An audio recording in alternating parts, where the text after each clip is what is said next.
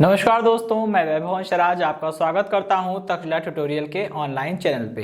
दोस्तों, हम लोग बात कर रहे थे क्लास 12 के फिजिक्स के चैप्टर नंबर 6 पर, जिसका नाम था विद्युत चुंबकीय प्रेरण। इसमें दोस्तों हम लोग लेक्चर 6.7 तक कंप्लीट कर लिए थे। आज हम लोग बात करेंगे लेक्चर 6.8 के बारे में। ठीक है दोस्तों, तो आज के सेशन का जो पहला क्वेश्चन है वो मतलब पहला टॉपिक या पहला क्वेश्चन, ये जो लिखा हुआ है क्वेश्चन, इसमें एक्चुअली हम लोग डेरिवेशन करेंगे और ये डेरिवेशन काफी इंपॉर्टेंट है। ठीक है, तो पहले तो मैं यहाँ पे स्टार बना देता हूं। अब देखिए क्वेश्चन पढ़िए। सिद्ध कीजिए कि धारावाही परिनालिका के एकांक आयतन में संचित ऊर्जा अर्थात ऊर्जा घनत्व। ऊर्जा घनत्व का मतलब यही होता है कि किसी भी क्षेत्र में जितने भी आयतन में ऊर्जा है, तो आप ये देखिए कि उस पूरे आयतन में कुल ऊर्जा बटे कुल आयतन करेंगे तो आपको ये पता चल जाएगा कि उस स्थान के प्रति एकांक आयतन में कुल कितनी ऊर्जा है। इसी को हम लोग बोलते हैं ऊर्जा घनत्व।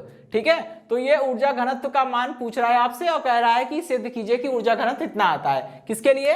धारावाही परिनालिका के लिए।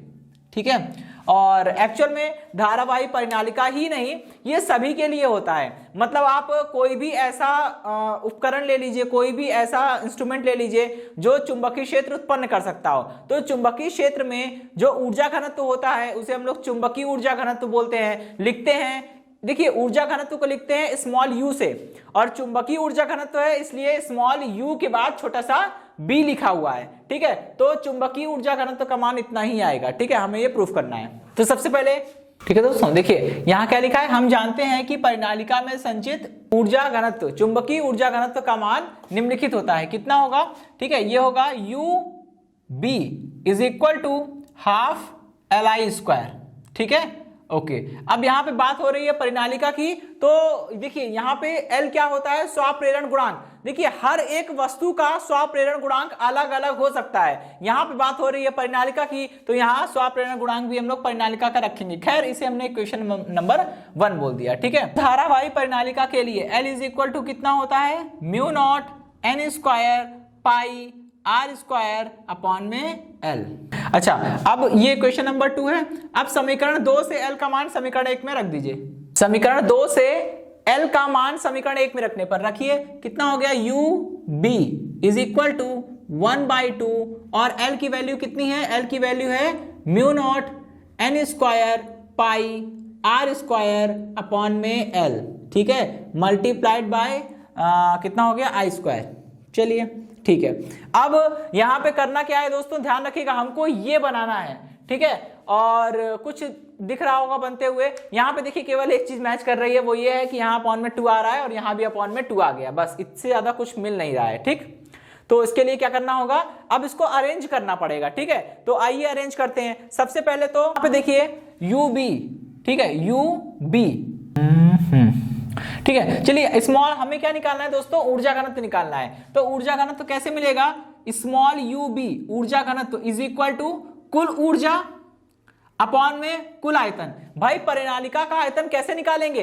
परिनालिका है बेलनाकार, और बेलनाकार चीज का आयतन निकालने के लिए क्या करना होगा? बेलन का आयतन मतलब पाई आर स्क्वायर इंटू एच, जहां आर क्या होती है? उसके अनुप्रस्थ परिच्छेद की त्रिज्या होती है। यहां पे दोस्तों हमने अनुप्रस्थ परिच्छेद की त्रिज्या को स्मॉल आर माना हुआ है, तो कोई बात नहीं। आयतन निकालने के लिए क्षेत्रफल, ठीक है, अनुप्रस्थ परिच्छेद का क्षेत्रफल इंटू लंबाई, pi R square into H. H क्या होता है? बेलन की लंबाई, जो कि यहाँ पे बेलन की हाइट मतलब उसकी लंबाई। ठीक है, अब कैपिटल यू बी का मान समीकरण नंबर 3 से उठा के यहां पुट करिए और काफी कुछ कैंसिल हो जाएगा, आप देखेंगे।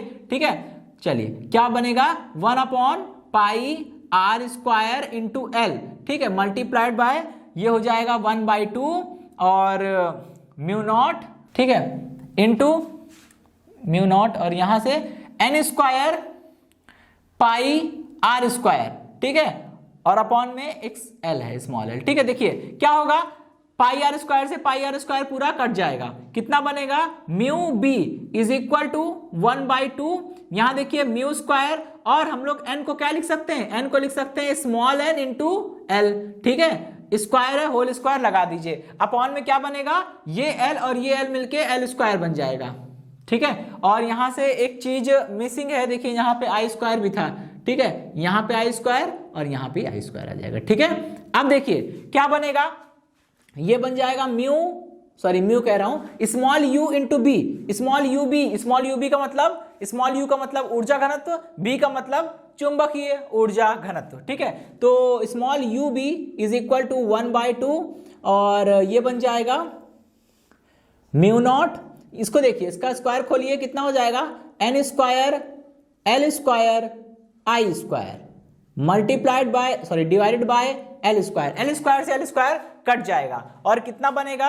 और यहाँ पे दोस्तों हम लोग एक चीज और कर सकते हैं, चलिए खैर नेक्स्ट स्टेप में कर लेंगे। ठीक है, यहाँ देखिए क्या बनेगा, U B is equal to 1/2 और आप इसको लिख सकते हैं म्यू नॉट का स्क्वायर और N square I square.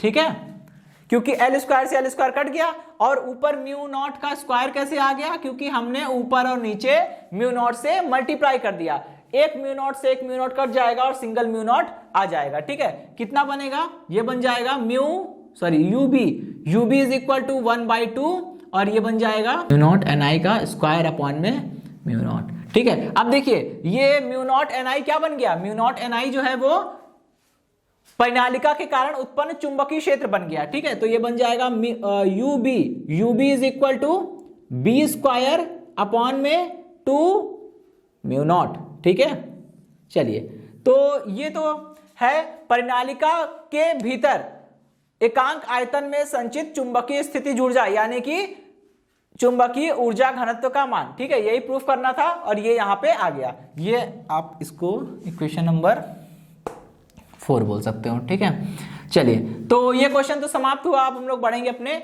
Next topic की ओर। देखिए अब जो हमारा नेक्स्ट टॉपिक है वो है प्रेरित धारा की दिशा यानी कि फ्लेमिंग के दाएं हाथ का नियम। देखिए दोस्तों यहाँ पे फ्लेमिंग के बाएं हाथ का नियम हम लोग चैप्टर नंबर 4 में पढ़ चुके हैं। उसमें हमने क्या सीखा था कि अगर किसी भी चुंबकीय क्षेत्र में कोई भी धारावाही चालक या कोई भी आवेशित कण गति कर रहा है तो उस पे लगेगा एक चुंबकीय बल जिसे हम लोग लॉरेंज बल बोलते हैं। और ये बल किस दिशा में लगेगा, इस बात का निर्धारण करने के लिए हमने पढ़ा था फ्लेमिंग के बाएं हाथ का नियम, जो कि मोस्ट पॉपुलर था।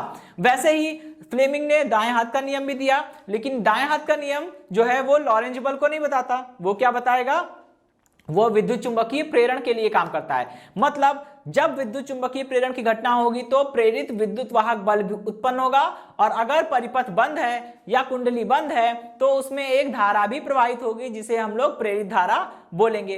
ठीक है, इतनी बात समझ में आ गई। अब इस प्रेरित धारा की कोई ना कोई दिशा होनी चाहिए, तो कैसे हम लोग निर्धारित करेंगे कि प्रेरित धारा की दिशा कैसी होगी। तो इसके लिए फ्लेमिंग ने अपने दाएं हाथ का नियम दिया और फ्लेमिंग के दाएं हाथ के नियम के अलावा भी हम लोग प्रेरित धारा की दिशा का निर्धारण कर सकते हैं बेसिक कॉन्सेप्ट्स का यूज करके। दोस्तों ये टॉपिक पढ़ेंगे, फिर उसके बाद हम लोग अगले सेशन में जब इसके क्वेश्चंस करेंगे तो हम लोग देखेंगे कि फ्लेमिंग के दाएं हाथ का नियम लगाएंगे, प्रेरित धारा की दिशा को निकालेंगे और फिर उस धारा की दिशा को चेक करेंगे दूसरे तरीके से। ठीक है, 2 तरीके से हम लोग प्रेरित धारा की दिशा निकाल सकते हैं। पहला तो बहुत ही इजी है जो कि फ्लेमिंग के दाएं हाथ का नियम है, और दूसरा तरीका थोड़ा सा कॉन्सेप्चुअल है, बेसिक कॉन्सेप्ट के हिसाब से भी हम प्रेरित धारा की दिशा को निकाल सकते हैं। ठीक है, लेंज लॉ को ध्यान में रखते हुए। ठीक है, तो चलिए पहले हम लोग पढ़ेंगे फ्लेमिंग के दाएं हाथ का नियम।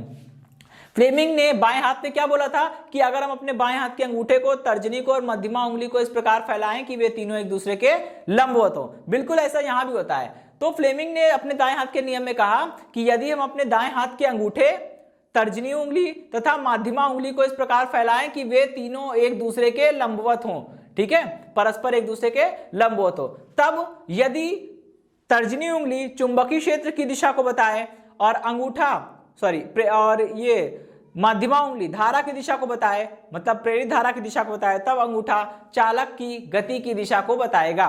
ठीक है, एक बार फिर सुनिएगा।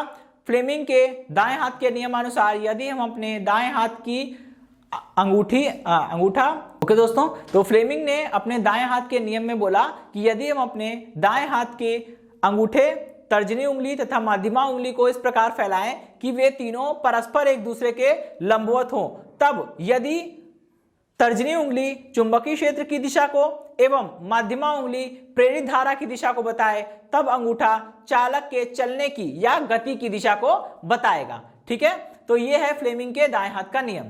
ठीक, ओके दोस्तों, ठीक है दोस्तों, तो इसी के साथ ये सेशन समाप्त होता है। आज के सेशन से जुड़े नोट्स प्राप्त करने के लिए डिस्क्रिप्शन में दिए गए लिंक पर जाके क्लिक कीजिए।